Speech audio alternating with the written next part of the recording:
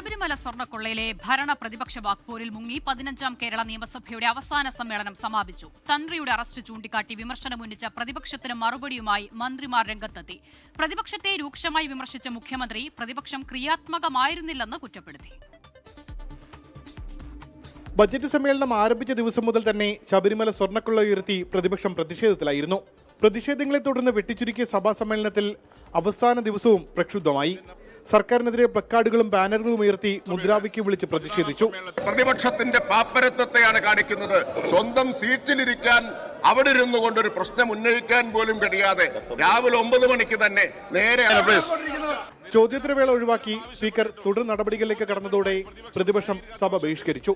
ഈ ഗവൺമെന്റിന്റെ മർക്കട മുഷ്ടിയും അഹങ്കാരവുമാണ് ഇന്ന് സഭയിൽ ഞങ്ങൾ കണ്ടത്. ഈ ഏകാധിപത്യ ഭരണം അവസാനിക്കണമെന്ന് ആഗ്രഹിക്കുന്ന ജനങ്ങളുടെ മുന്നിൽ നിൽക്കുന്ന ഈ സർക്കാർ തീർച്ചയായും ഇനിയും വരാൻ പോകുന്ന തെരഞ്ഞെടുപ്പിൽ ഇതിന് മറുപടി അവർക്ക് ലഭിക്കുമെന്നുള്ള കാര്യത്തിൽ സംശയം വേണ്ട. പ്രതിപക്ഷത്തെ രൂക്ഷമായി വിമർശിച്ചാണ് മുഖ്യമന്ത്രിയും മന്ത്രിമാരും സഭയിൽ സംസാരിച്ചത്. ഞങ്ങളാലാകുന്ന വിധം നാടിനെ ഉയർത്താനും വളർത്താനും സാധിച്ചു എന്ന സംതൃപ്തിയുണ്ടെന്ന് മുഖ്യമന്ത്രി.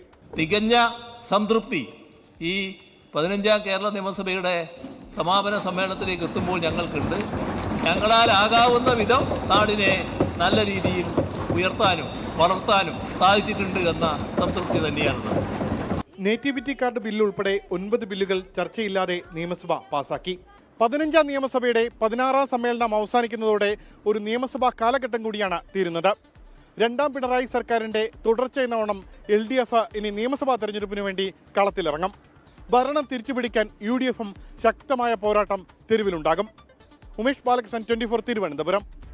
ലോകത്തെവിടെയായാലും ഏത് സമയത്തും 24 വാർത്തകളും ഓഗ്മെന്റഡ് റിയാലിറ്റി പാക്കേജുകളും എക്സ്പ്ലെയിനറുകളും വിശദമായി കാണാൻ ഞങ്ങളുടെ YouTube ചാനൽ നിങ്ങൾക്ക് സബ്സ്ക്രൈബ് ചെയ്യാം.